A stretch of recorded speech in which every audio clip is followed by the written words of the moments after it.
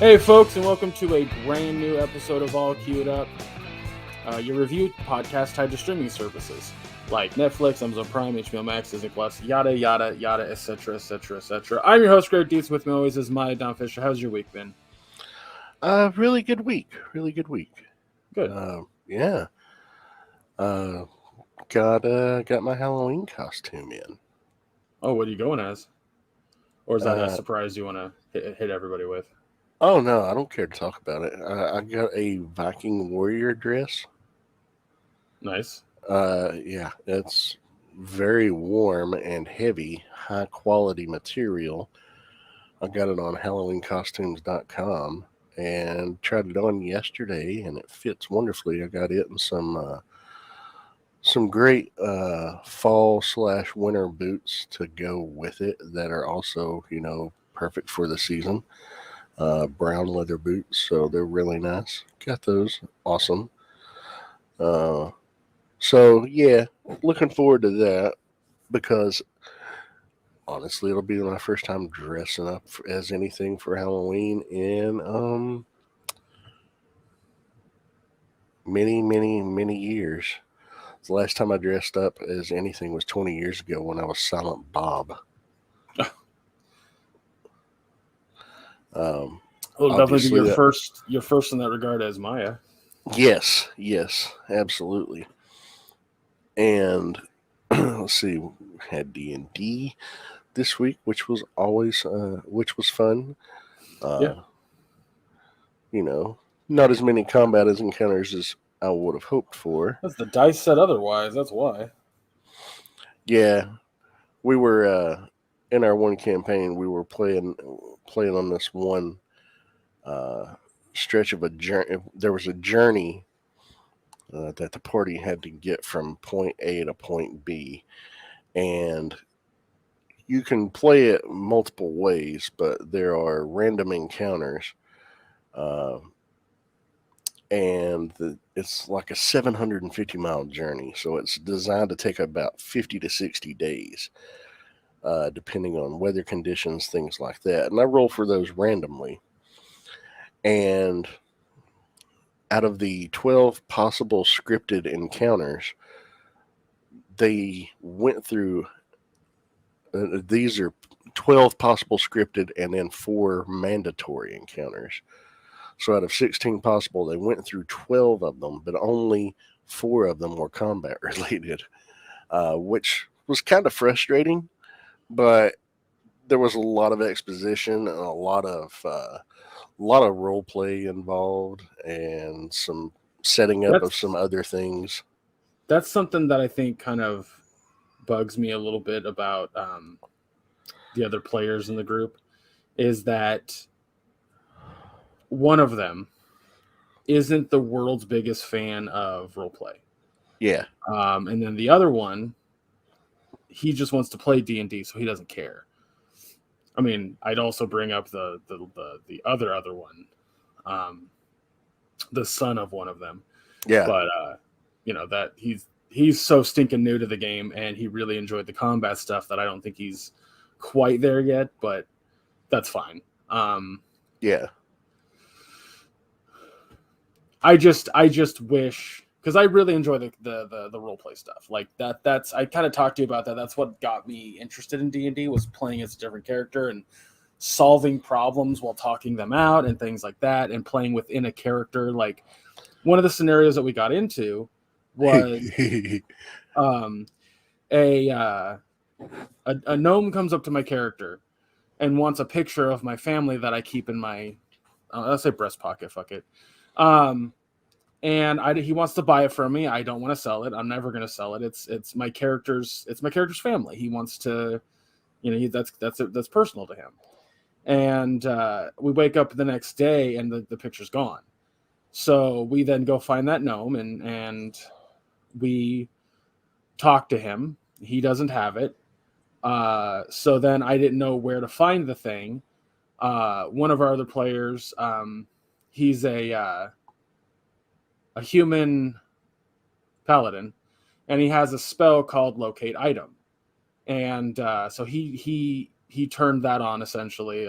He prepared it, and he found the item. We found the guy that had it, and I guess the way to handle that, I don't know, the way that we handle that, you were not expecting.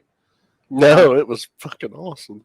But my character Gary is a he doesn't mind violence, but he'd prefer not to kill if he can avoid it. If he's being attacked or somebody else is being attacked and there's no bureaucratic way out of it, he'll kill.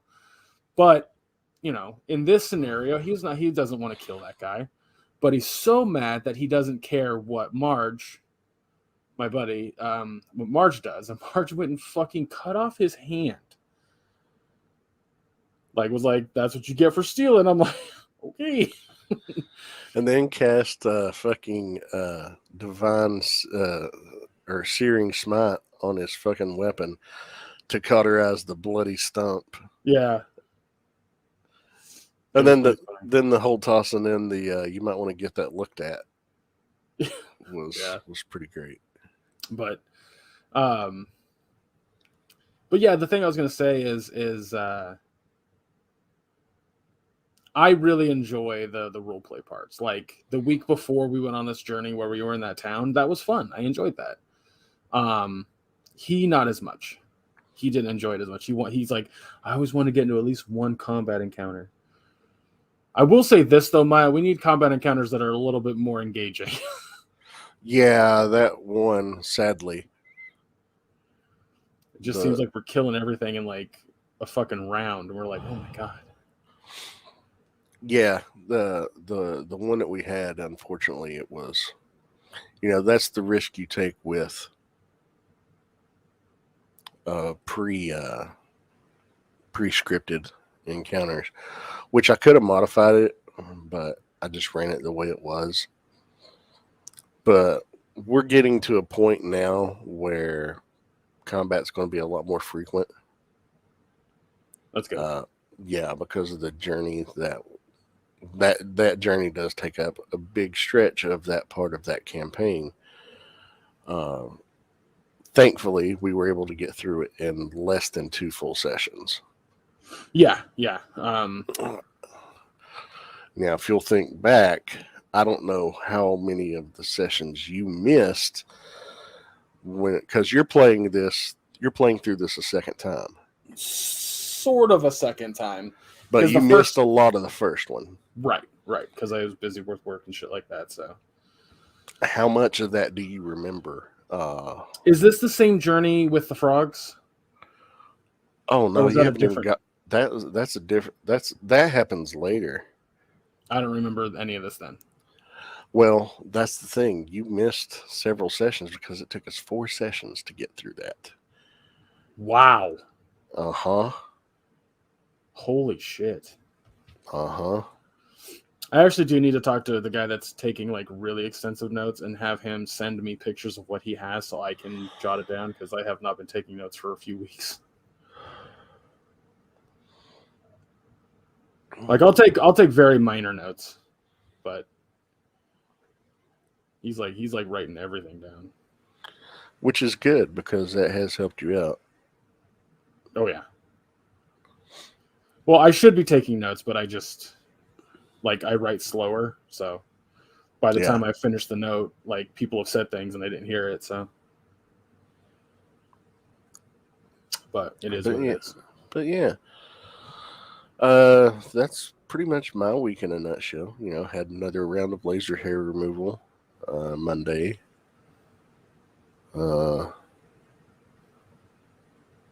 That's always a good thing. Just getting a step closer to the impending procedure. Yep.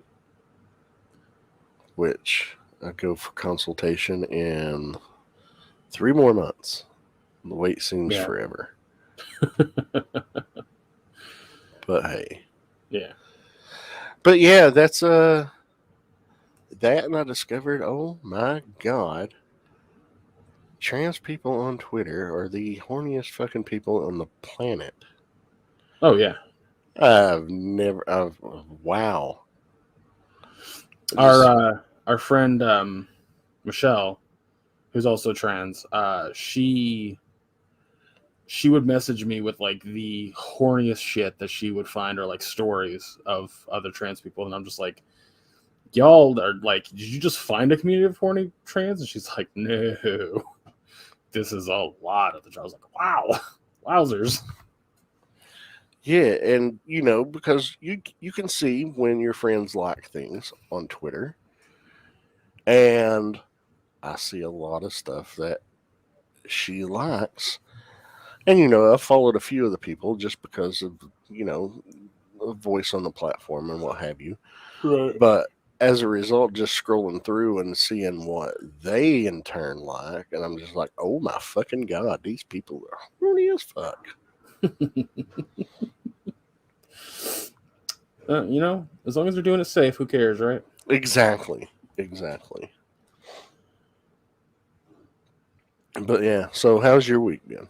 It's been all right. I was telling you before we started that like I've had this like very small headache all day Wednesday, and now that we're recording Thursday morning, like it's still kind of there. So yesterday was tough. But yeah, I mean, it hasn't been like, I feel like I'm getting better at my job, but I'm also still like very annoyed by it because my boss went to Hawaii on vacation last week, so he wasn't there while I was working, and it was nice. But now he's back, so I'm like, cool, yay. But nothing substantial. Like I said, you know, we did the D&D thing, and that's probably the most that's happened this week for me. Um, yeah, I got nothing to report, nothing special on my end.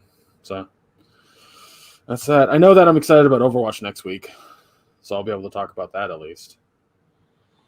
Which I know Yeah. that I talked about. You know, of course, I play Fall Guys and whatnot, but Fall Guys has been very strange because, um,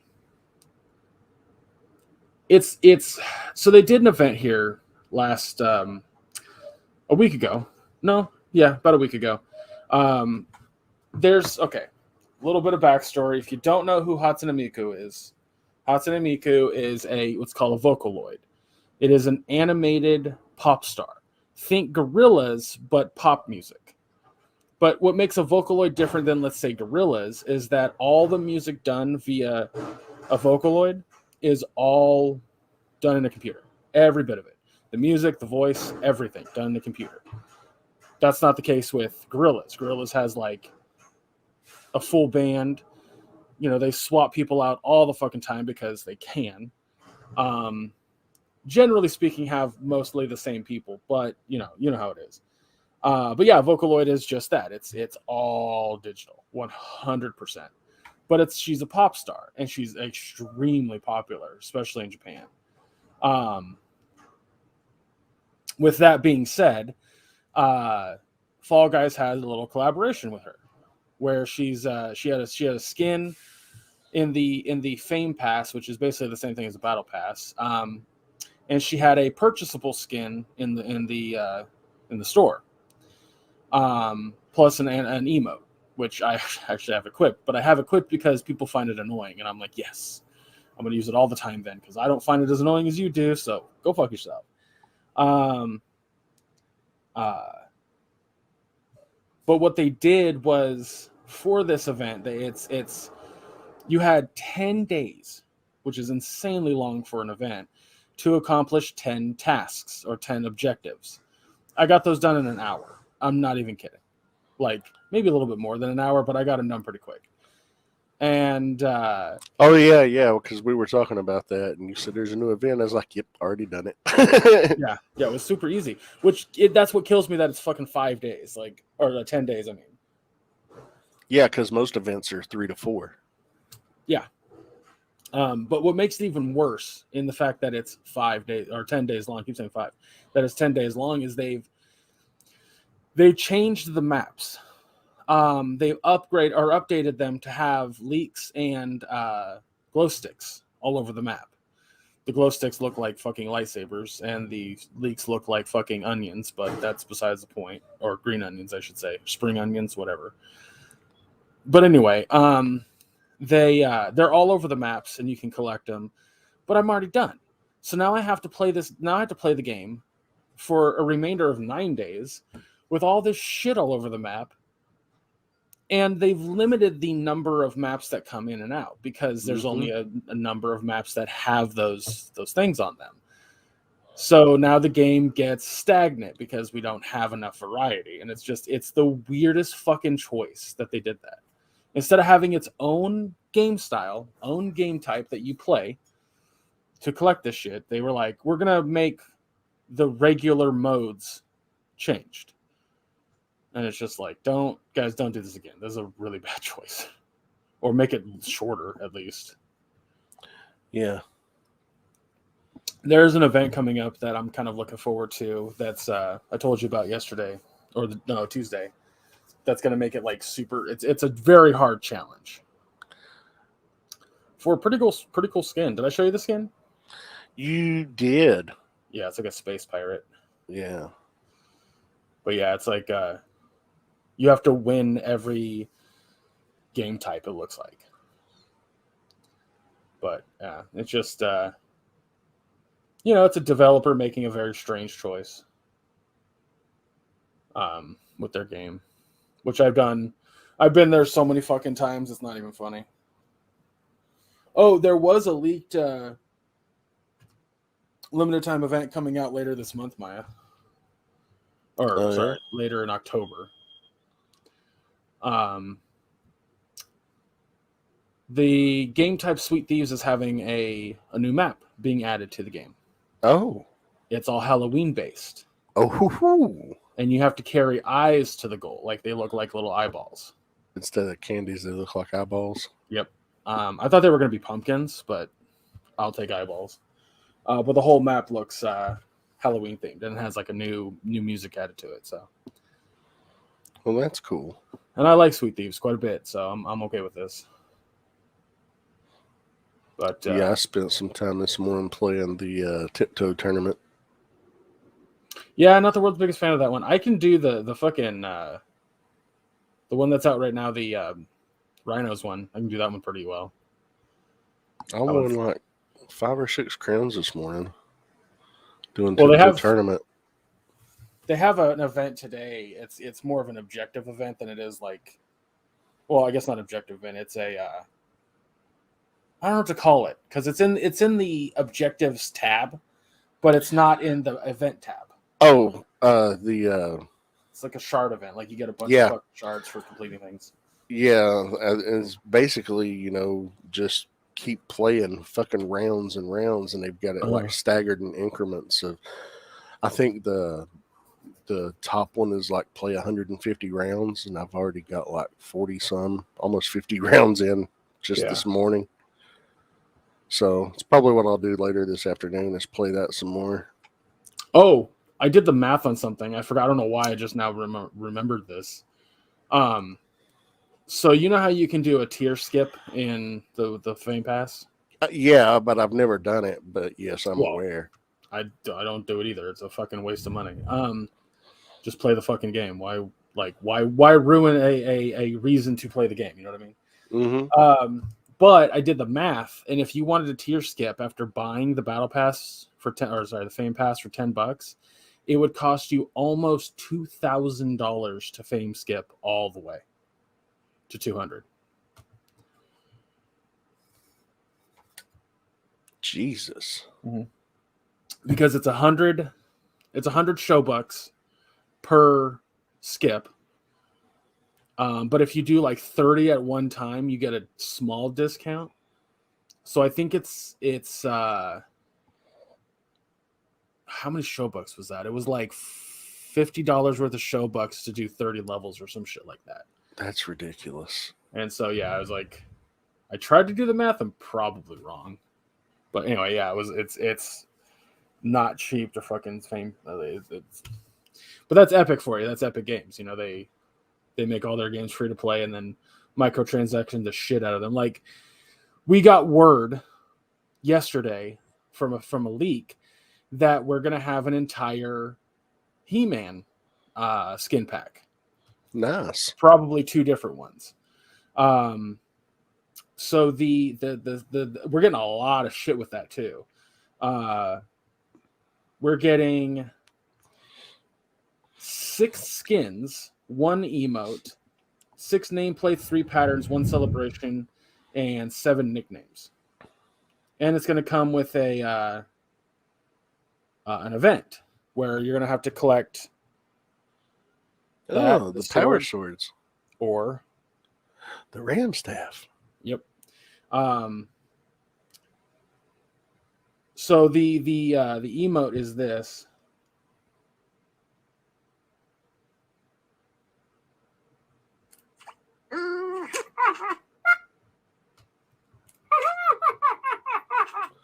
Skeletor laughing. Yep. It's literally called Skeletor's Cackle is the emote. Oh, that's awesome. So that's an immediate purchase. But you want to know this? Here's the skins: Battle Cat, He-Man, Orko, Prince of Eternia, Skeletor, and Tila. Orko over Man at Arms.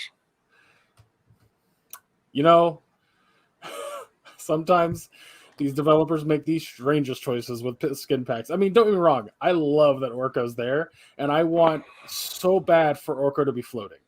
Like, yeah, like having an invisible bottom. Well, the genie has invisible feet, right? Because he's floating. You can do that with Orko very fucking easily. Yeah.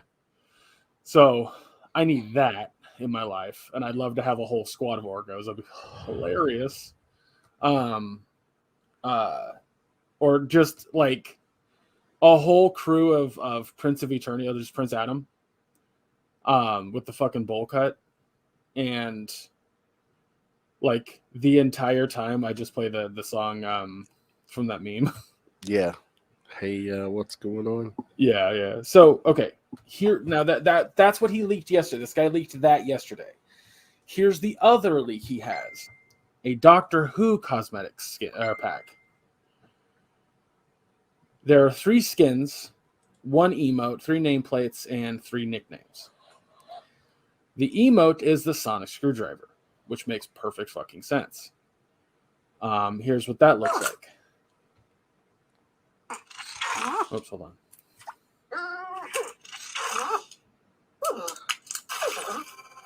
That's cool. So, with that being said, these skins are a Dalek. Love that. Fucking love that. The 4th Doctor and the 13th Doctor. That's it. So they got Jodie. Yep. Which, again, if they're doing that pack here soon, makes perfect sense considering this upcoming season is Jodie's last season. Well, no, they've already done her last season. She's already regenerated. No, there's one more special where she's going to regenerate into the new Doctor. Okay.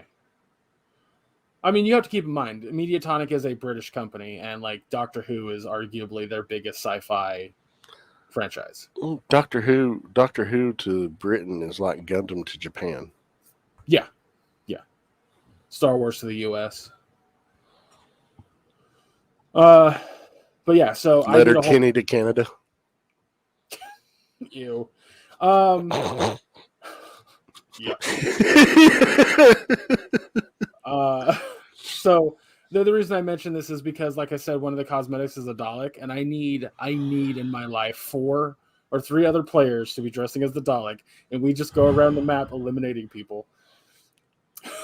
And every time, you know what you have to say. Exterminate.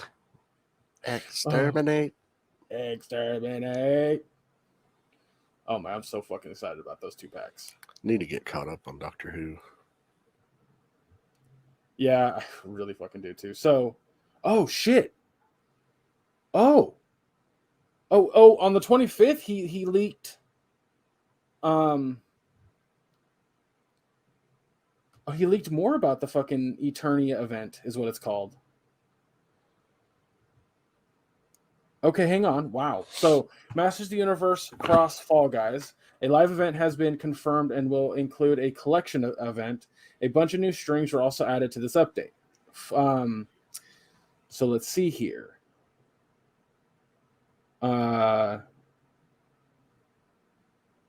Collect Swords of Power. Collect Havoc Staffs. Collect any artifacts in race rounds. Collect any artifacts in survival rounds. Collect any artifacts. Collect Swords of Power. Collect Havoc Staffs. Collect any artifacts in race rounds. Collect any artifacts in survival rounds. So there's like, and you have to collect a lot. Like the number isn't there. But what fucking object do you get with that? Wow, the thing says Eternian magic is leaking into Fall Guys arena. Collect the magic weapons to win Snarftastic rewards. Snarftastic. Did it say Snarftastic? Snarf is from the Thundercats. I that's what it says. It's Snarftastic. Snarf was Lionel's fucking cat. I'm fully aware.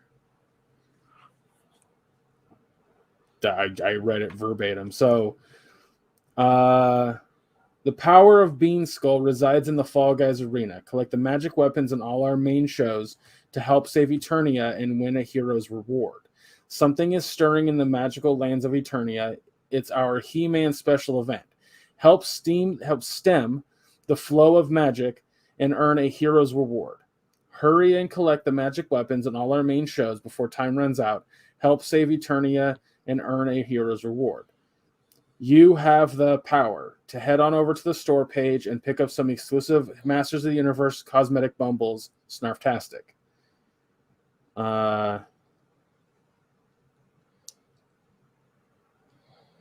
Yeah, wow. Hmm. Why does it say Snarftastic?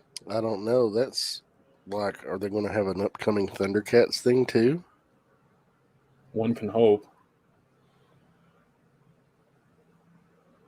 Anyway, we've wasted a lot of time talking about Fall Guys, and I'm sure our audience is going, okay. And so let's go and head over to our reviews. If you're curious what we're reviewing today, you didn't listen to the last couple weeks.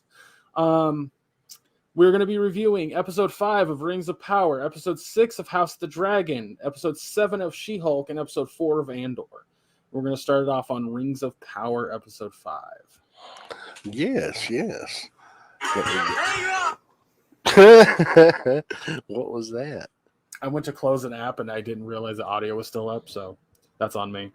It is. All right, so episode 5 of the Rings of Power was titled Partings, and just reading the rundown here, recapped in Wikipedia. While protecting Nori and the other Harfoots from a wolf pack, the stranger's use of magic injures his own arm. As he heals it using conjured ice, Nori attempts to help him but accidentally connects to his mind, blasting and frightening her away with a shockwave. In Numenor, Galadriel convinces Halbrand to join the expedition to Middle-earth after retelling her battles and losses against Sauron. At the same time, Caman, the son of Pharazôn, attempts to destroy the expedition ships, believing Galadriel and Miriel will take the fall and allow Pharazôn to rise to power with the people's support. However, he's caught by Isildur, who is rewarded with a spot on the expedition crew. In Lindon, Gil-galad reveals to Elrond his knowledge of and the intention to use the Dwarvish mithril to extend the existence of the elves. Elrond admits this discovery to Durin, and they return to Khazad-dûm to try to convince King Durin. In the Southlands, half of the townspeople cave into Adar's demands to join him, believing him to be Sauron. Theo shows the broken sword to Arondir, who realizes it's a key to help warp the Southlands into Sauron's realm of evil. Seeing their watchtower as a target, the remaining townspeople prepare for battle against the approaching orc army. So, there's a lot that happened. A lot happened, yes. I want to say first and foremost, like, this show is definitely coming into its own. Almost to the extent that you wouldn't have to have prior knowledge of Lord of the Rings to enjoy this. No, not at all. In fact, what I did this past week, I went back and rewatched the 3 Lord of the Rings movies. And yeah, there's a couple of things that are mentioned in them that I've, just accepted and never had like a visual reference from prior films or prior films. There weren't, you know what I'm saying. Yeah, I got you. There's some callbacks, references that tie these movies in a little bit better. There's things that are mentioned, like, you know, I'm trying to watch the Hobbit trilogy now, but that's a hard watch compared to the Lord of the Rings. Uh, I but get where you're coming from with that, but it's yeah, I don't know. I didn't find it as bad as a lot of people did, but then again, I have a lot more patience for certain things. So but yeah, this show is it's like you said. You don't have to have that prior knowledge. You can enjoy it for what it is. It's cool to see, Gladriel and her journey. It's cool to see Elrond and his relationship with Durin. Um, it's cool to I see the discovery of Mithril and the end of this is basically the ending of the second age, getting ready to carry over into the start of the third age. right. Uh, in the movies, they were the end of the third age, and they end as the start of the fourth age is happening. So we're getting to see some gaps bridged. Yeah. And it, Um, I could watch fucking Durin and Elrond a show exclusively about them. Like nobody else is in the show, nobody else matters. It's just those two, and I'd fucking enjoy the hell out of it. Like they're just so fucking fascinating to like their friendship is awesome. I don't know. Big fan of that. yeah, yeah, yeah. Their rapport is just wonderful. Like when they're having the dinner around the table, and Durin's like, "Oh, where'd you get this slab?" You know, he's like, "Oh, we got it from so and so." He's like, "Oh, it's a shame. This is, we hold these types of minerals sacred," and he basically feeds him a bullshit story to con him out of his table.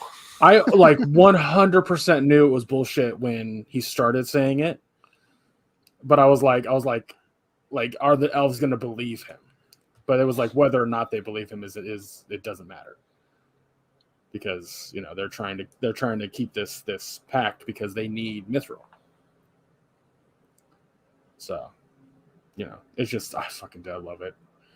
I'd say the stuff that's happening in Numenor, it was a little bit more interesting this episode than last episode. But for the most part, it's not the most interesting part of the show. I'd argue that the humans dealing with the direct threat of orcs coming at them is more fascinating, personally.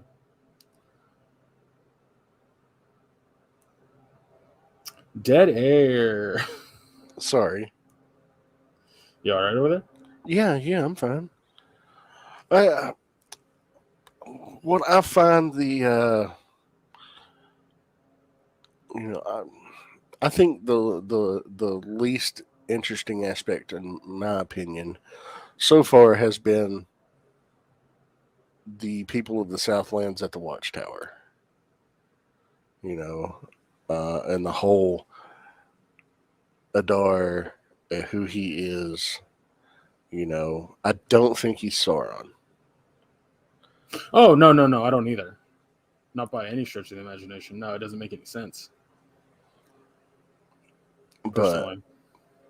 but I'm that's the least interesting storyline to me. But it's not boring. I don't find it to be a bad storyline. That's the thing. I'm enjoying all aspects of the show. That's just the one that's interesting me the least. It Uh, was interesting me the least when it was started. But now where it's at, like when those people leave the tower and then they meet Adar, and Adar's like you're not fucking following me. I'm gonna kill you all first, but let's play with this, right? like that shit was fucking interesting, and it got me. But Numenor was always just kind of like very bureaucratic. Everything going with Galadriel was very bureaucratic, and I was like, that's a little boring. Like it gets a little boring. Or they introduce characters that you don't really know who they are or why they're important, and then like a line is said, and you're like, okay, gotcha. You could have made that clear earlier, but you just wanted the scene to go on. All right. Like the advisor guy and his son. Yeah, Farazan. Yeah, Farazan. I'm like, could have made it clear that he was the fucking advisor when he was first introduced, but I suppose not. We're just gonna go this way. But yeah, they're off, and I'm interested on where they're gonna go in that regard. So,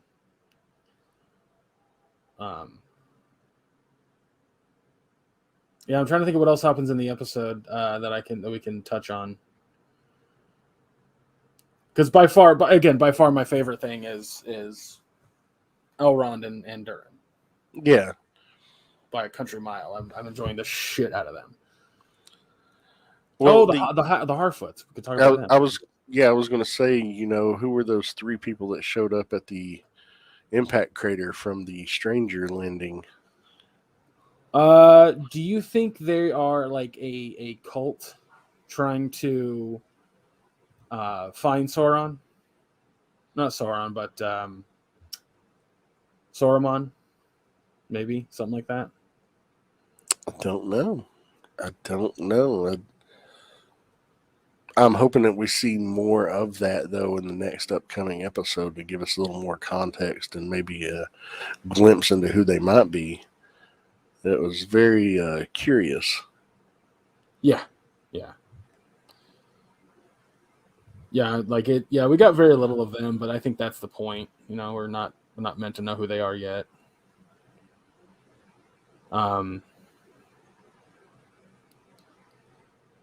Yeah, and I like how the Harfoots are starting to accept Meteor Man. But the Meteor Man. Still love to know who that is. I mean, he's obviously a wizard. That much is clear. Because I know that last week I said, oh, what if he's not a wizard? But like him doing magic this week, he's a wizard. Yeah, but is he one of the 3 named wizards, or is he one of the blue wizards? He's gonna have to be one of the named wizards, because that's it would be weird if he was a blue wizard, since they're like not fucking well known in the movies. They're not really well known in the books either. Well, the reason I say in the movies is because I don't remember a line that mentions the blue wizards. They probably do are. it. Like, they do in the Hobbit, in the first Hobbit movie. Okay. When Bilbo asks Gandalf about how many wizards there were, and he's like, "There's 5 of us.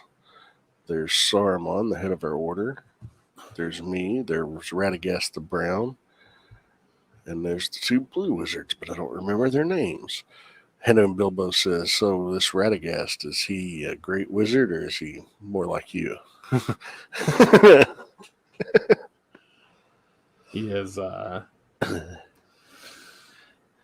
When we played, there was a game that came out that was Lord of the Rings. It was like it was kind of like League of Legends, but Lord of the Rings. I don't remember the fucking full name of it. But you could play as Radagast, and our friend Andy would just always call him bird shit face because he had bird shit on his face, like running down the side of his face. So, but yeah, like I think he's one of the named wizards. Like it's, to me, he's either Gandalf or Sauron. One of the more than likely. He might be. There's a chance he might be Radagast, but I feel like the writers are going to go with the more obvious, and he's Gandalf. So, which will piss off a lot of the book fanboys, but people got to remember, this is a prequel to the movies, not the books. The biggest reason is that the fucking they don't have the rights to the Silmarillion, right? So, it is what it is. But Yeah, let's go ahead and give it a grade, and we'll move on. Well, I give this episode an A. It was quite good, very solid, very entertaining from beginning to end. Uh, it leaves me wanting more. I can't wait. We only have 3 more episodes in this season, which is crazy.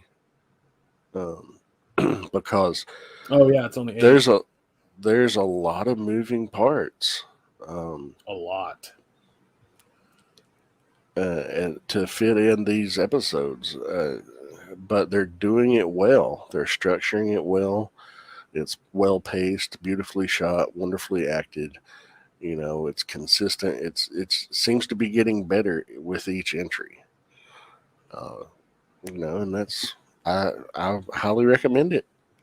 Well, what do you think? I mirror your grade for sure. I think that I want to make it clear that when I say like something is less interesting than the other, none of it is uninteresting. Yeah, Um, I also say that. That's like if there's a dialogue scene with Gladriel and the Queen of Numenor, is it a queen? Muriel. Well, Muriel. she's she's acting queen, but her father was the king, and she That's right. basically is Yes. acting in his or ruling in his stead. Right. Um, when they're talking about things, like I'm paying attention, but I'm definitely not looking at the TV. I'm looking at my phone. And I think that's just because like nothing's really going on but acting, and I'm already confident of everybody's acting skills in the show, like fucking through the roof. I've watched it enough to know I don't need to look at the screen to be like they're acting really well. Um, but and then there are some like side stories that I'm just like, I get you want me to know of these characters because they're going to be important later, but their story right now seems unimportant. Like the kid who fucked up holding the rope and then was kicked out of the Navy, Army, whatever. Um, Isildur. Isildur, yeah. Which I recognize the name, but it's not the same as Isildur. There's no way that it can be. Can it? Yeah, it's the same as Isildur. Are you how? Did the ring just make him live that long? What do you mean? Isn't Isildur the one who found the one ring and then kept it for like a really long time until it fell into the river, and then that's when Bilbo found it? Or am I No, thinking of a different character? Gollum had it.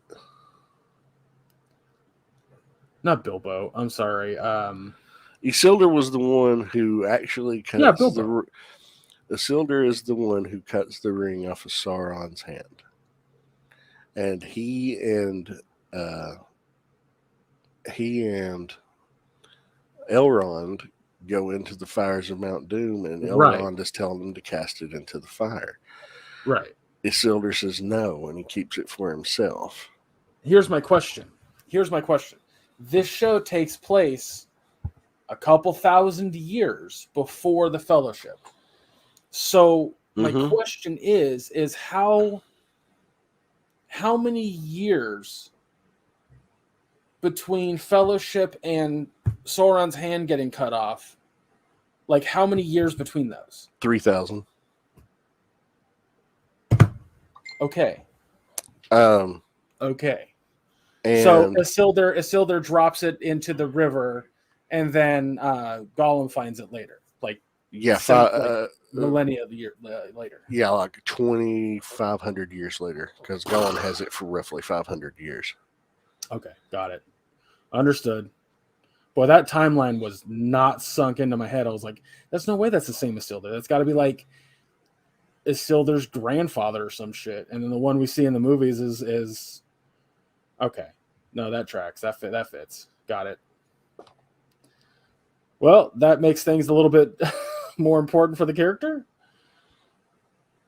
Um, his story is still a little lackluster. I'm not gonna lie. It's still like okay, all right. We got to know who he is because it's gonna be important later. We know the importance, or at least because that was my thought process. By the way, I was like I recognize the name, I know the character, but is it the same character? Because that's the thing. Like we're getting into we're going to talk next about House of the Dragon, and a lot of the characters in that are like the first generation of the character that we know that does some shit later. And so I thought maybe it was the same thing, the same idea, but clearly not. So anyway, speaking of House of the Dragon, yeah, move right along. episode 6. This one was titled "The Princess and the Queen," and we've got not a 1 or a 2 year time jump, but a full-on 10-year time jump, with new actors recast in just about every role. Did you see the showrunner talk about how that's the last time jump we're getting? Yes, I did. Okay. I did. I know there are people that are upset because they recast Rhaenyra. What are you gonna do? I'm like, the actress herself is 20 years old, and she was portraying a 15 to a 17-year-old. She could pull that off. Now, the other actress that is in the role is playing a 27 to 30-year-old and on up. And she is actually 30 years old, and they resemble each other enough. Yeah. So I didn't have any problems with it. My dad was saying that, like the characters are supposed to be the same age between her and Allison, right? And at least that's how I understand it, is that Rhaenyra and Allison are the same age. Maybe a year or 2 years difference at max. But they were both teenagers in the first 5 episodes. Right.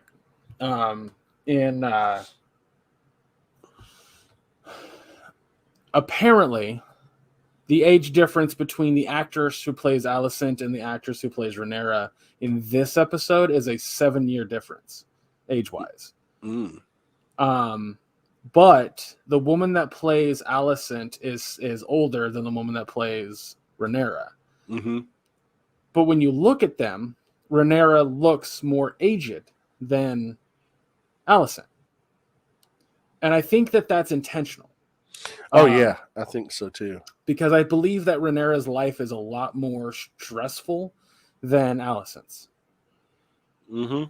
And so that was a very clever choice on their part to make her look more aged just because of the stress. And my dad, on the other hand, he was just like, it doesn't make any sense. They're supposed to be the same age, but they look different. And I'm like, yeah, I think that's on purpose. But yeah, we get to see also like a lot of the babies. They're now, young teenagers. Well, some of them are. Some of them are less than 10 years old. Yeah. Well, let's read the rundown right fast. Yeah, go ahead. So, 10 years later, Rhaenyra has given birth to 3 boys, Jacaerys, Lucerys, and Joffrey, who all lack the silver hair of the Targaryens and Valerians. Viserys rejects Alicent's accusation that the children are bastards. And also, King Viserys now missing an arm and a lot of hair, and is even more covered in pustules and just disgusting and gross. Ugh. Missing a whole ass arm now. Yeah. I don't know. I didn't see his ass, but I saw he was missing his arm. I don't know about his ass arm. Let's see. Alicent tells Aegon that he must eventually fight Rhaenyra for the throne. Aegon being played by David Tennant's son, by the way. I forgot about that, yeah. Yeah. Daemon and Laena visit Pentos with their daughters Baela and Rhaena, where the Prince of Pentos offers a lordship in exchange for an alliance against a resurgent Trauarchy. Unable to give birth, Laena has her dragon Vhagar incinerate her. Sir Criston, now loyal to Alicent, goads Sir Harwin into attacking him by insinuating that Harwin fathered Jacaerys, perpetuating rumors of Rhaenyra's infidelity with Harwin. In response, Rhaenyra proposes Jacaerys marry Helaena, Alicent's daughter, which Alicent rejects, and Sir Lionel Strong offers his resignation as Hand of the King, which Viserys rejects. Viserys permits Lionel to escort Harwin back to Harrenhal. Harwin leaves after an emotional farewell to Rhaenyra and her children. Rhaenyra moves her household to Dragonstone, including Laena's lover, Sir Coral Corey. Alicent confides to Larys Strong that she wishes her father was still the king's hand, so Larys helps her by having criminals cause a fire at Harrenhal that kills Lionel and Harwin, shocking Alicent. Yeah, so a lot happened. A lot happened, and just holy Some shit. real bad shit went down, and it's not going to get any better. In fact, it's probably going to get worse here soon. Yeah, Sir Kristen, you liked him, or at least you're supposed to like him in the first 5 episodes. He's presented as this strong, likable character, and then all of a sudden it's just like, oh, fuck this asshole. Oh, he got his little heart broken. Now That's he's an Game of Thrones asshole. for you, though. That's Yeah. Game of Thrones for you. Like, that from from what I remember is a common thing that happens, in with all these characters. Like you really like one, and then they do some fucked up shit, and you're just like, oh, okay, well, I'd like you to die now, or something real fucking bad happened to you. But it's like every time you want a character to get their comeuppance, a character that you like doesn't get like they get their comeuppance, but it wasn't deserved. Yeah. And you're like, oh my god, this show. So my favorite thing about Game of Thrones, and this is like I said about the Lord of the Rings show, it doesn't feel like it's even kind of connected to Game of Thrones. We know it is because of the characters and the last names and all that shit, but it really feels like its own thing, especially this episode. Like it's I don't want to say like it's more fun, but it's definitely feels more. I'll put it this way. I'll make it this clear. My dad has never watched an episode of Game of Thrones, and he really fucking enjoys this show. Mm-hmm. So, if you're sitting there thinking like, I don't want to watch it because of the bad taste that Game of Thrones left in my mouth at the last season, and I don't really like it, doesn't matter. Really doesn't fucking matter. Ignore all that. Forget it if you want to. The show does its own thing and becomes its own thing, and it's great for it. At first, I wasn't sure, but I'm confident now that this show not only wants to be recognized that it's as its own thing, but it also deserves to be recognized as its own thing. Just exists within the universe. That's all. Yeah. I don't know. I mean, it's Damon is such a fascinating character to me because Matt Smith isn't a phenomenal fucking actor, but he fluctuates from like a guy that you actually want to see do good things and you want him to be a good character to like, I want him to get his fucking head cut off. And then it's back up again.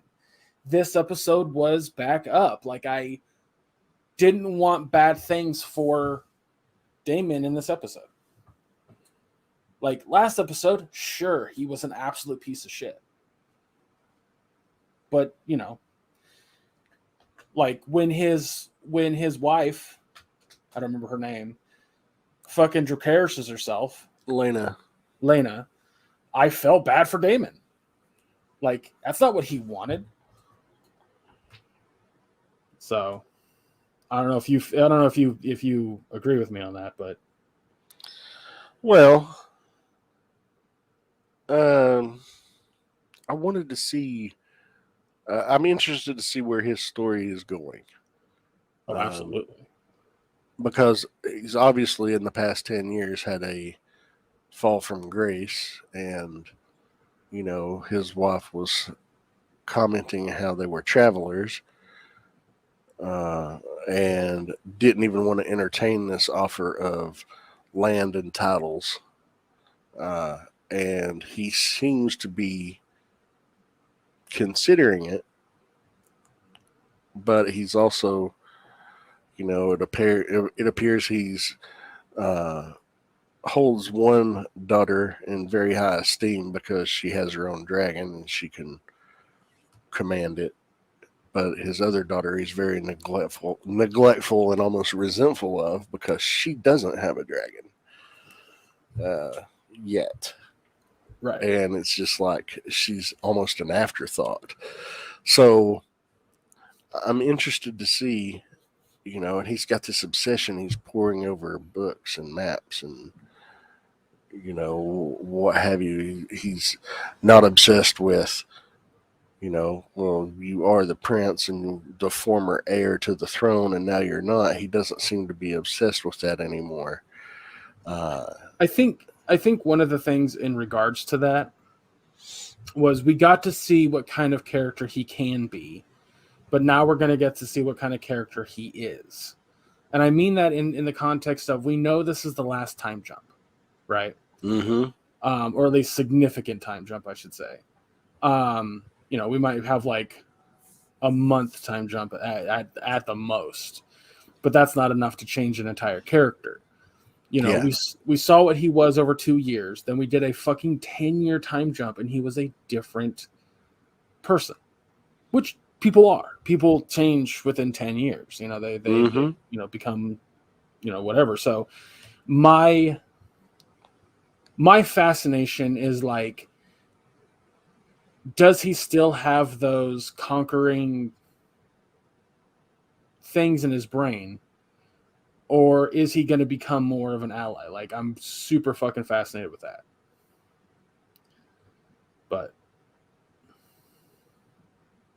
I don't know. I'm really digging this show now.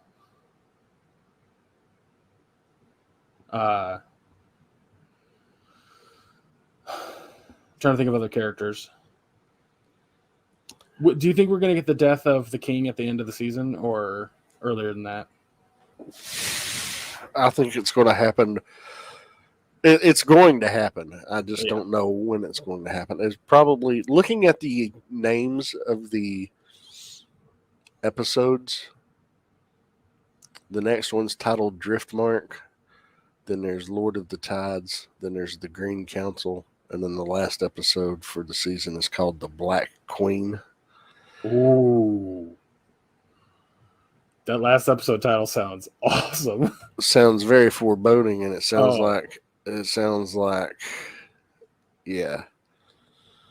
I don't know. I don't know if he, when he does die, it'll probably be the 10th episode or the 9th episode leading into the 10th. Yeah.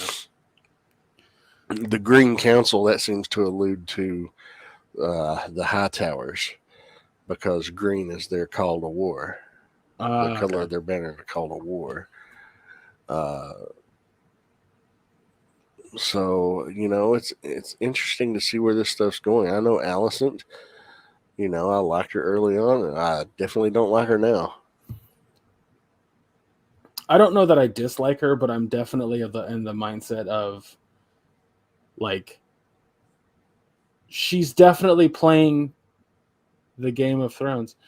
I'm sorry, Maya. You should be. You should be very sorry. You go to the corner and you think about what you did. Absolutely not. Yeah, I mean, I don't. Oh, I'm sorry. I don't hate Allison. I just, because that's the thing about Game of Thrones. Like, any character can kind of become a piece of shit. That's true. The only characters that didn't really become pieces of shit in the original show were the Starks. Well, Sansa was a fucking cunt. Yes, she was. I kind of forgot about Sansa, but I couldn't stand her.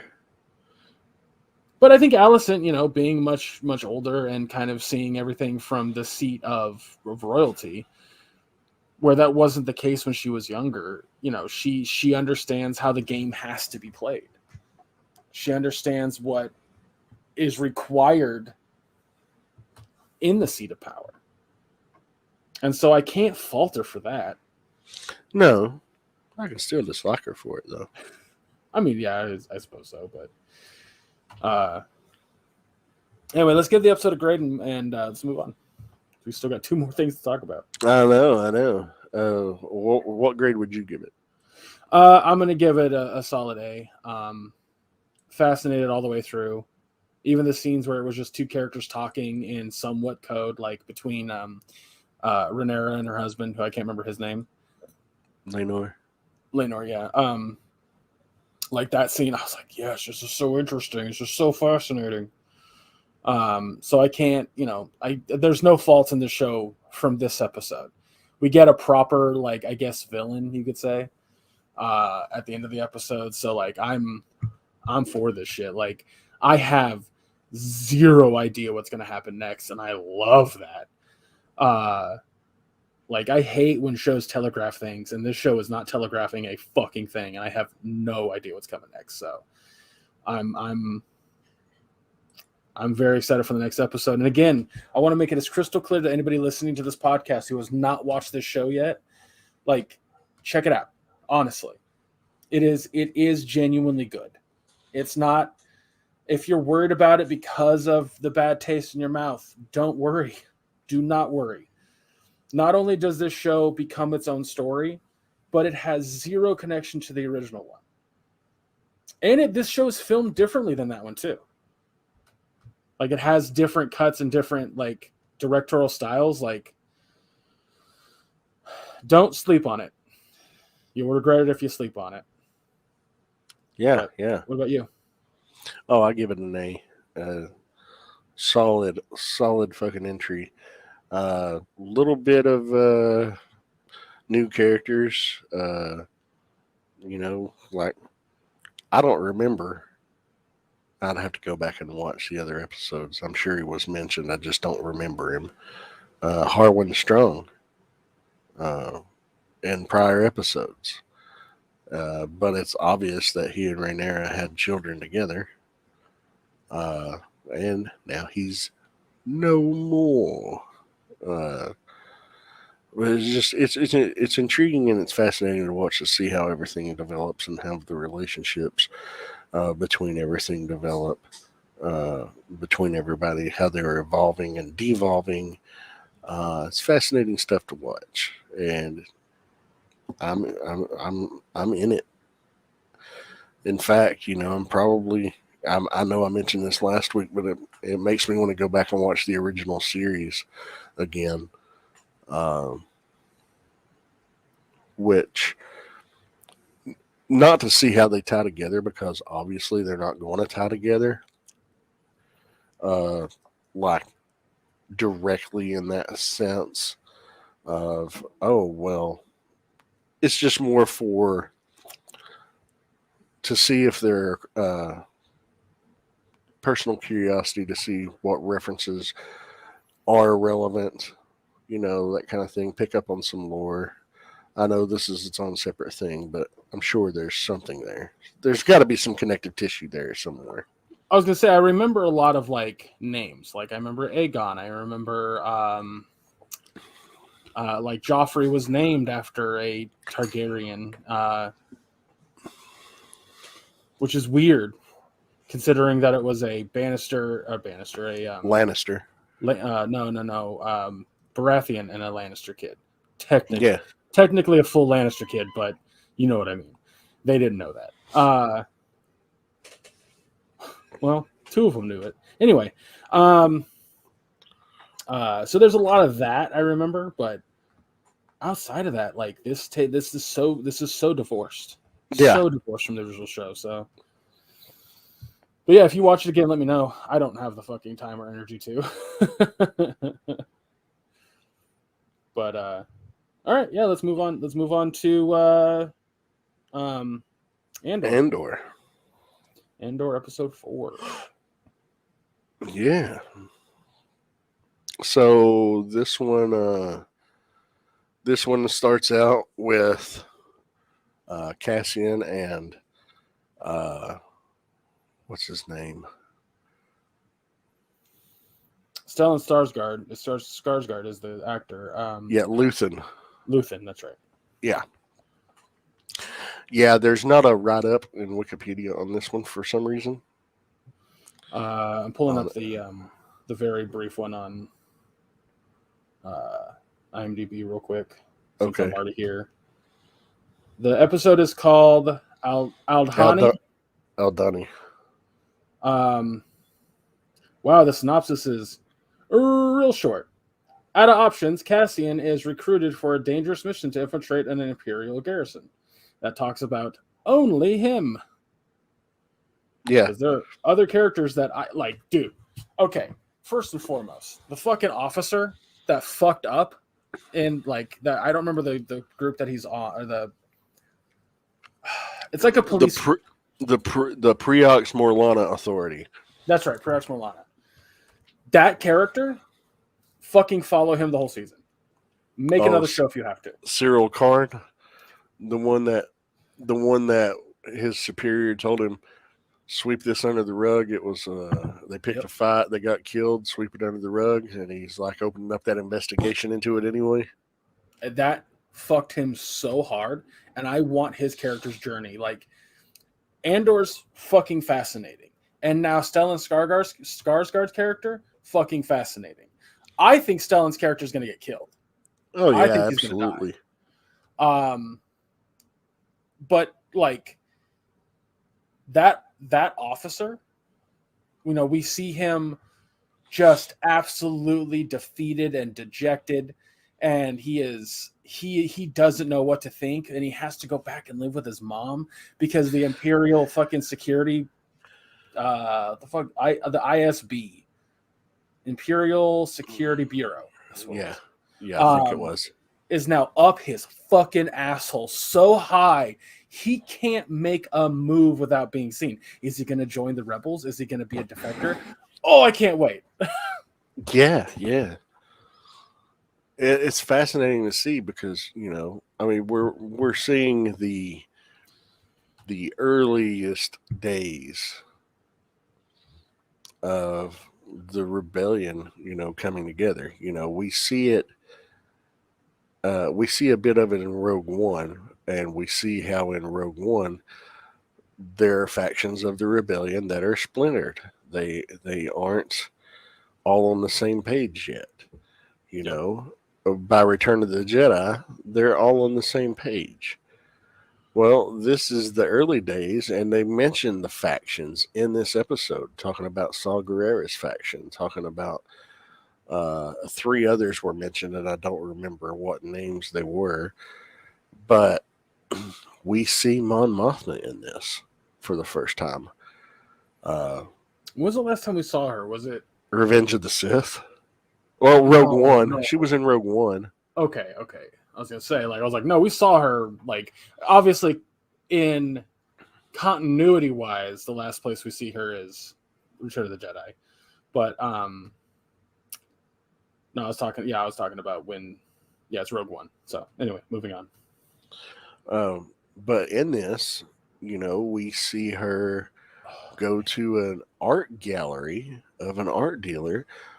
Well, it just so happens Luthen, this recruiter for the rebellion, has this whole persona. He's like an art dealer. And, you know, he is dealing in art while also telling Mon Mothma, hey, your funding needs to come through on this operation. You know, I've got this big job. You know, we're going to hit the payroll of an entire sector of an Imperial sector. You know, he's got Cassian going to pay him 200,000 credits to rob the payroll sector, the payroll of the entire sector, and putting him on this team blindly with like less than 5 days before they do this job, to which this team is not happy about. So I'm interested to see how that plays out. Yeah. I like that she's that scene with them in the museum, and he's playing a role. They go to the bag and drop fucking characters immediately to secretly talk. Yeah. And she's like, I don't know who the fuck is a spy and who's not. And I'm like, oh, that's so good. Yes. God, yes, give that to me. And then we're introduced to her husband and how her husband's like really chummy chum with Imperial scum. I also think that he's a spy. Wouldn't that be a twist? It's interesting stuff. I really like this fucking cloak and dagger type of shit from Star Wars. Oh, yeah. It's kind of the stuff that you and I have been talking about for a long time that Star Wars needs to do. When they do things that just don't feel as fun, with like, we talked about Book of Boba Fett. We both enjoyed Book of Boba Fett, but there was also the problem that it was still super hardcore connected to the Skywalkers. Or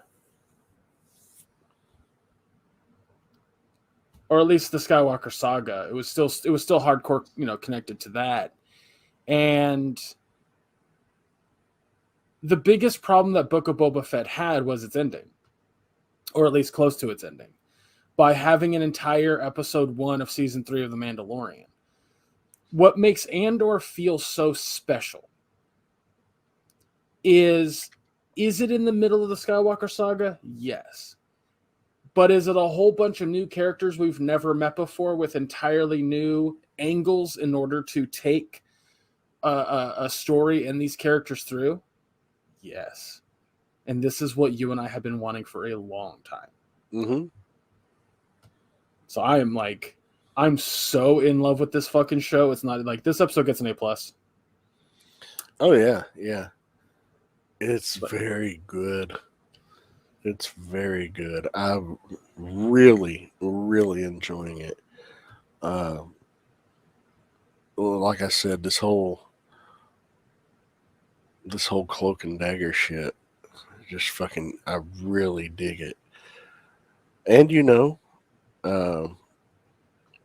so far, it doesn't look like we'll see him go back to visit the world that he was on. So we might not see those characters anymore, maybe in flashback. But the ISB officer, what was her name?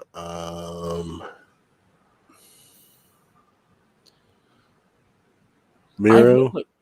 Yeah. Deidre Miro. She's the supervisor for the Imperial Security Bureau. Her character is very interesting. I'm like, this ISB seems pretty cool. This is a new angle of the fucking Empire that I've never seen. We've never seen. Mm-hmm. Dude, I'm so in love with this fucking show. It's not even funny. We're getting 12 of these motherfuckers. Like, yeah, we're 4 in, but we got 8 more. And I'm just like, yes. And this episode was 49 minutes long. Yeah. This is going to be a long, God, this show's good. You know what's really funny, though, is that watching this with my dad, who loves Star Trek, but he doesn't remember half of the shit that we do or have the knowledge that we do. So when they're like, blah, blah, blah, Scarif, I'm like, oh. And Dad's like, what was the significance of that? And I'm like, that's the planet he dies on in Rogue One. Like, that's the planet he gets hit with a milder version of the Death Star laser. And he was like, oh. It was only a 1 reactor target, 1 reactor fire. Yeah, that's what. Yeah, instead of the full force. So it was like a nuke, close range nuke. The other thing was like when Mon Mothma was on screen, I was all, woo, yay, because I know who she is. She's an important figure when it comes to the rebel cause, and she's the actual leader of the rebels when they're all unified. Right. Because she's not only in Rogue One, but she's also in Clone Wars. Mm-hmm. And so I was telling my dad that, and he was just like, I don't remember her character at all. And I was like, okay. You've watched the exact same movies I have, though he hasn't watched the new 3. I think he might have seen Force Awakens, but that's it, which is weird to me because I'm like, I feel like you'd like them, but whatever. Yeah, enjoying the hell out of the show. I can't say enough kind things about it. Yeah, I absolutely give this episode an A as well. Actually, I'm for Stellan Skarsgård and his character and just how commanding he is in the scenes alone, bumps it up to an A plus. Yeah, He's fucking phenomenal. that's why I'm going A plus. Like I can't wait for next week. My dad and I were actually disappointed it wasn't doing 3 a week. Yeah, I kind of wish they would do that, but hey, gives us something to review every week. Look forward to every week. Yeah. Granted, it's an hour of our life every week, but it's something that I'm excited to watch. So yeah, absolutely, genuinely excited. Like I look forward to Lord of the Rings and House of the Dragon, but excited to watch Andor. Also, I want to throw this out there. Star Wars is so much more than its space wizards. And when you drift away from that and do a separate story, oh, it's so good. Like you can do so much shit with Star Wars. God damn it. This show proves it. Anyway, so She-Hulk. Let's go and talk about that and then in this motherfucker. Yeah, episode 7. This one's called The Retreat. Jen goes on. It opens up with Jen going on several dates with Josh, who she met at the wedding. And then after 3 or 4 dates and they hook up, he ghosts her. Yep. While anticipating a text from him, she receives a call from Emil Blonsky's parole officer, who informs her that the inhibitor that prevents Blonsky from turning into the abomination is malfunctioning, and he's going to Blonsky's meditation retreat to check on the inhibitor and ask her to come along as a preventive measure, in case he freaks out. She's got a Hulk there for insurance, so she agrees. When they arrive at the retreat, this was awesome. Manbull and El Aguila accidentally destroy her car, forcing her to stay there until it can be towed away. The retreat lacks internet and cell service. Even though Jen continues to nervously await a response from Josh, she attends a group therapy session with Blonsky, Manbull, El Aguila, Porcupine, Saracen, and the fucking wrecker of the Wrecking Crew. Which was just fucking hilarious, that whole thing. Yeah, those 4 characters, by the way, are like D-list villains. Yeah. Manbull, who was he the villain of? I looked it up yesterday and I don't remember. I know that Porcupine is a villain of Ant-Man. I just looked this up last night. Hold on, I'm pulling them up because they're linked. We mentioned Manbull is he's a Daredevil villain, like you said. El Aguila, he's not a villain of anybody. He's actually a hero, but he's like a D-list hero. Yeah, he's very D-list. Made his first appearance in Power Man and Iron Fist back in August of '79. Yeah. And then Porcupine. Oh, wow. I believe Ant-Man is what I read.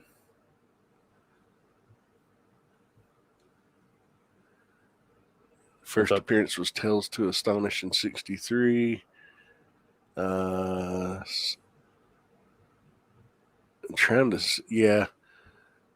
He's an Ant-Man villain.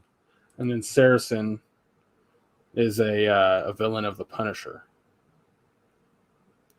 And I don't believe he's if I read that correctly, I do not believe he is a vampire. No, he is. According to this, he is a vampire in the comics. First appeared in Blade Vampire Hunter #1 in October of '99. Are we reading the same one? Because I got them right here, and it says nothing about Blade. That's what it says. What are you reading? I'm not finding Blade anywhere on this one.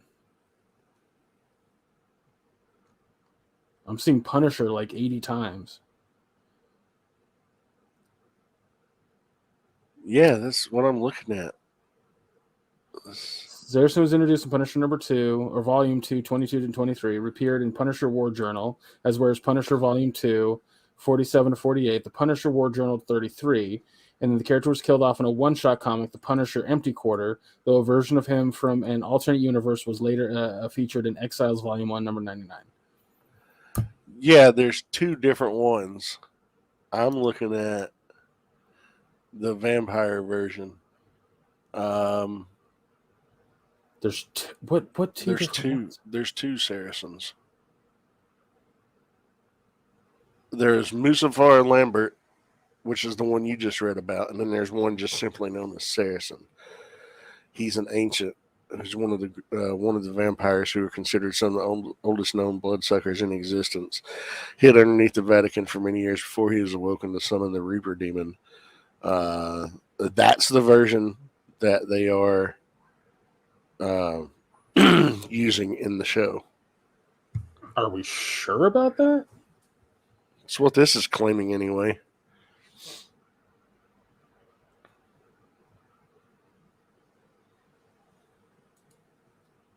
Are you looking at Decider.com? No, I'm looking in Wikipedia. I was looking at the Wikipedia one too. What the fuck? But anyway, so yeah, these are.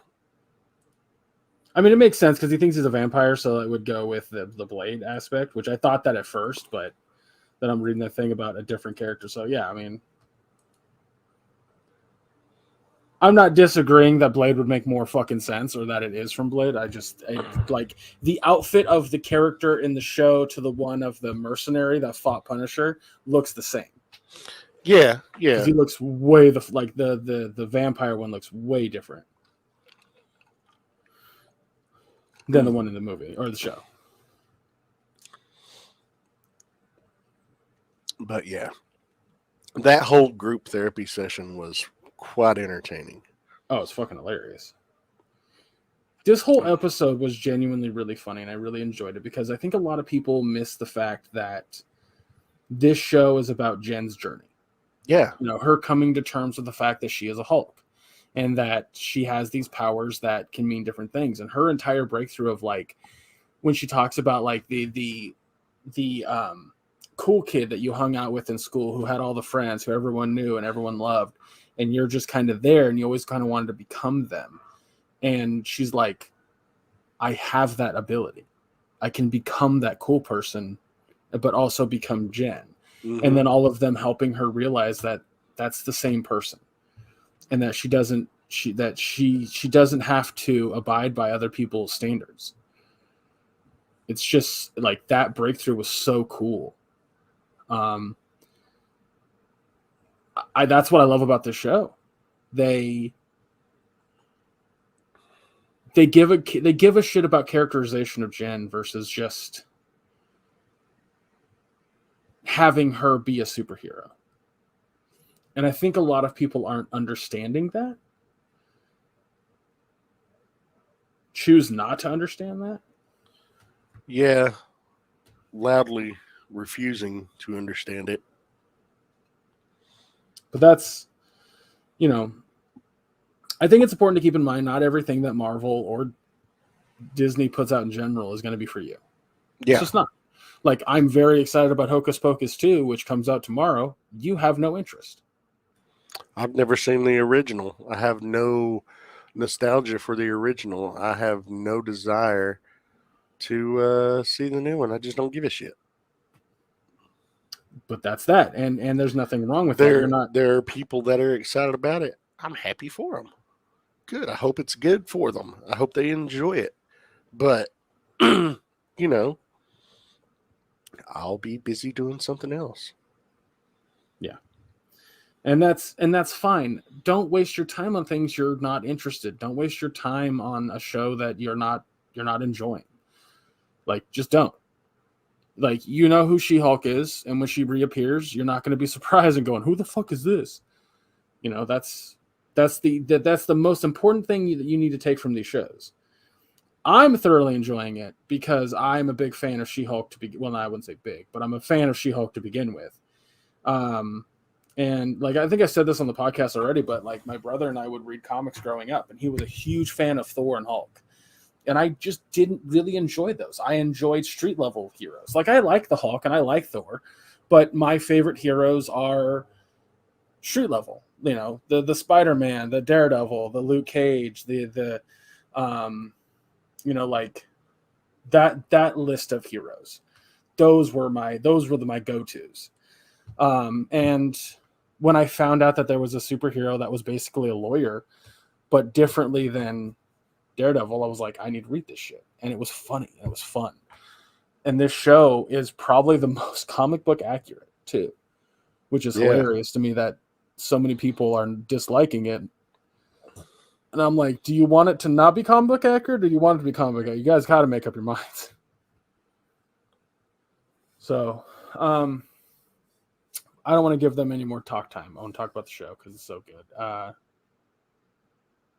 Yeah, I don't know. Like, Well, let me ask. one last thing. After we see her at the retreat, there's a flashback. It flashes back to the night that her and the guy hook up. While she's asleep, he steals a sample of her blood, copies all the contact information, all the information from her phone, takes a picture of her while she's sleeping, and sends a text to somebody called the Hulk King. Who do you think the Hulk King is? Could be leader. Could be Blonsky. Do you think it's a character that we've already met? I think it's a character we've met. I do. Okay.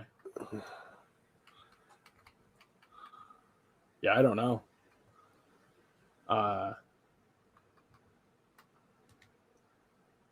I'm fascinated.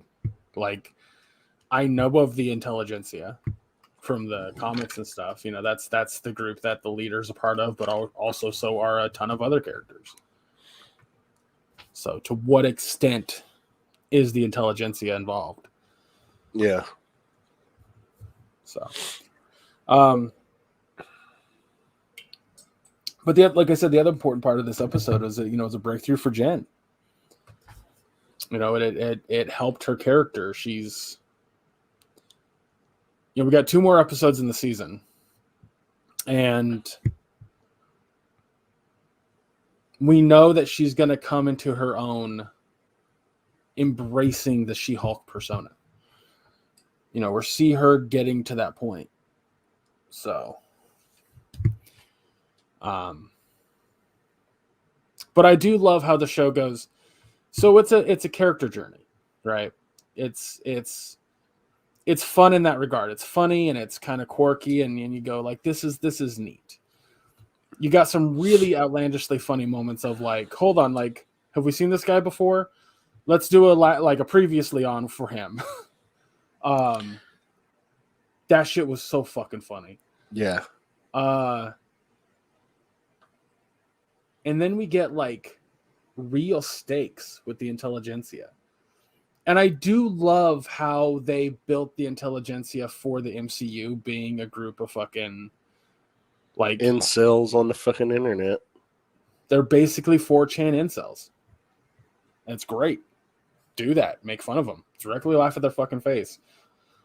I said I didn't want to talk about them, but we kind of have to because the show does.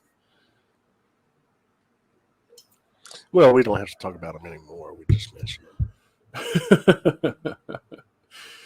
I just love that the show laughs directly at them and doesn't give a shit. I'm like, yes, more of that. But yeah,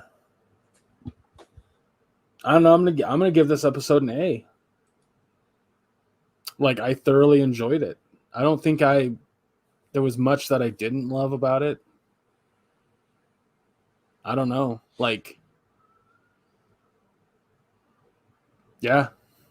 I'm trying to think in my mind of like the whole episode, and I don't think there's a part that I didn't like. Yeah, there wasn't a part that I didn't like. And of course, when the wrecker walked in, I was like, yeah! Because, I have that just fucking soft spot for the wrecking crew. Right. I love them. But yeah, funny, entertaining episode. The group therapy session was hilarious to me. Yeah. As somebody who's actually been in group therapy sessions before, uh, it's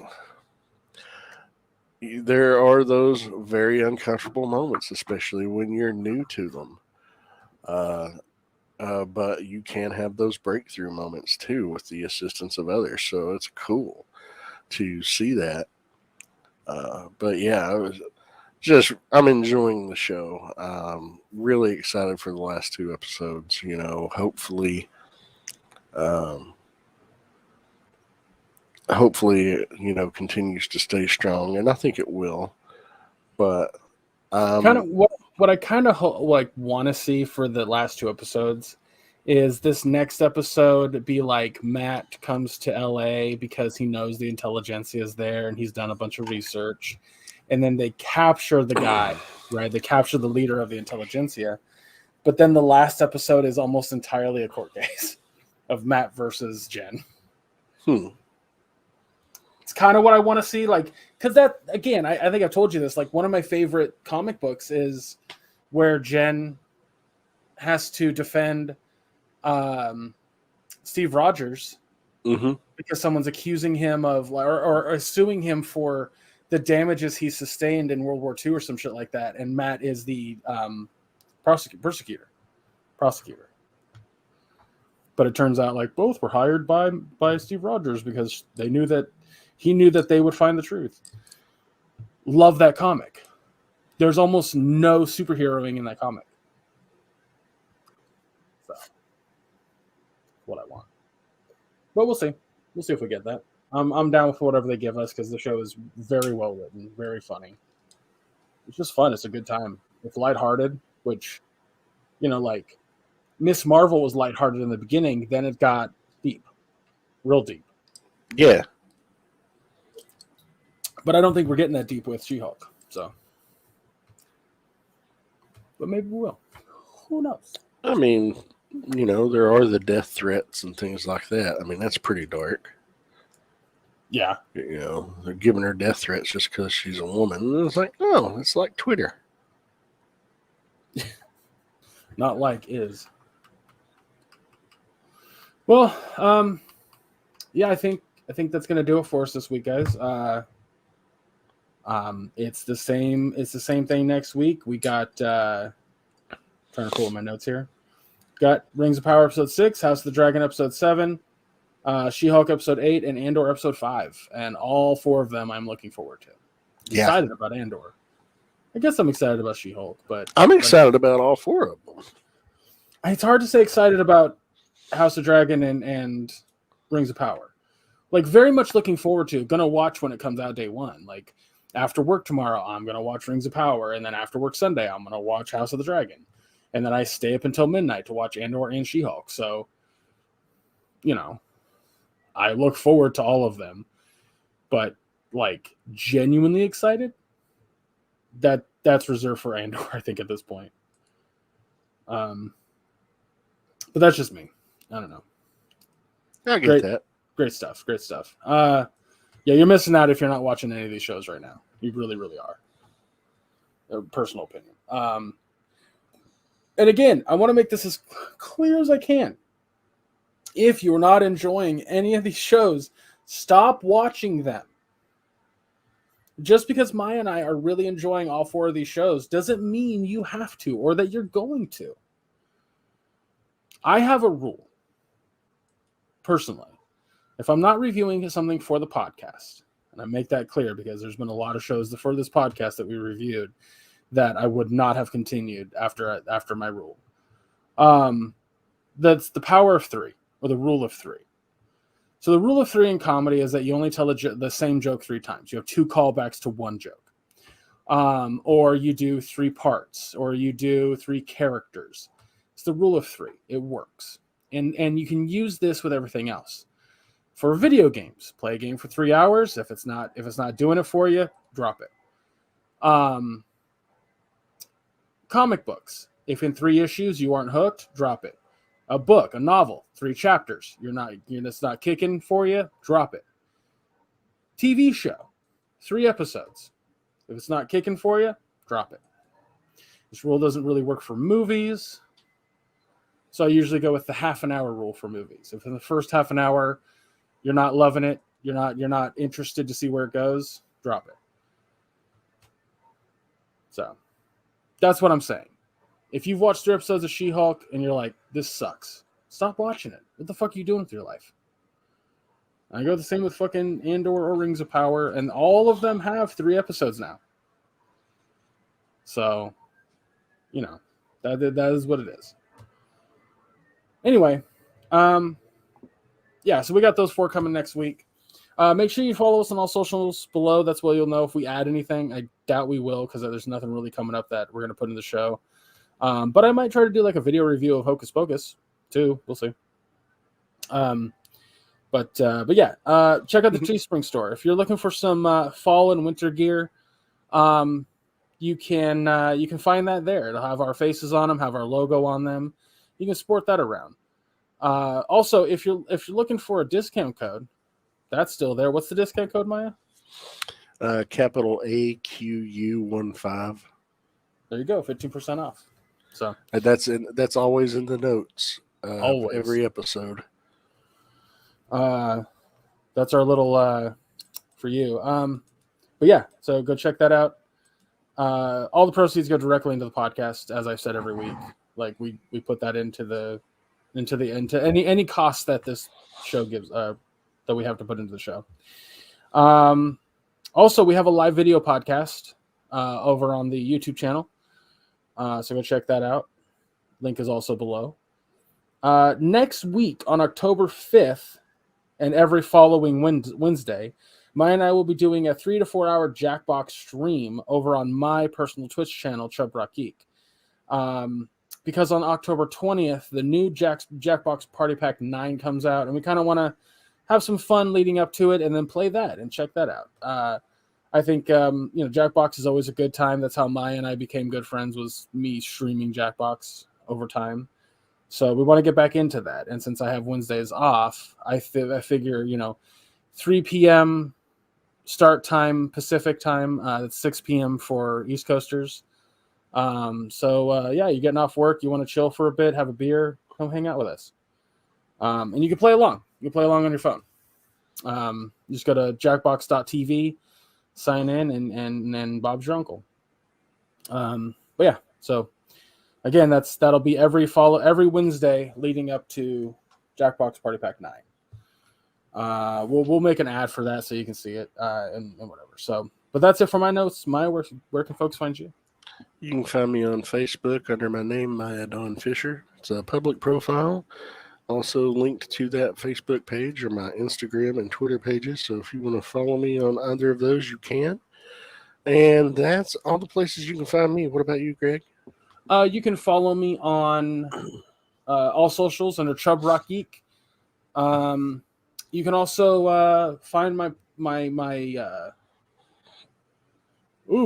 solo reviews over on our YouTube channel. Like I said, I think I'm going to try to do one for Hocus Pocus 2.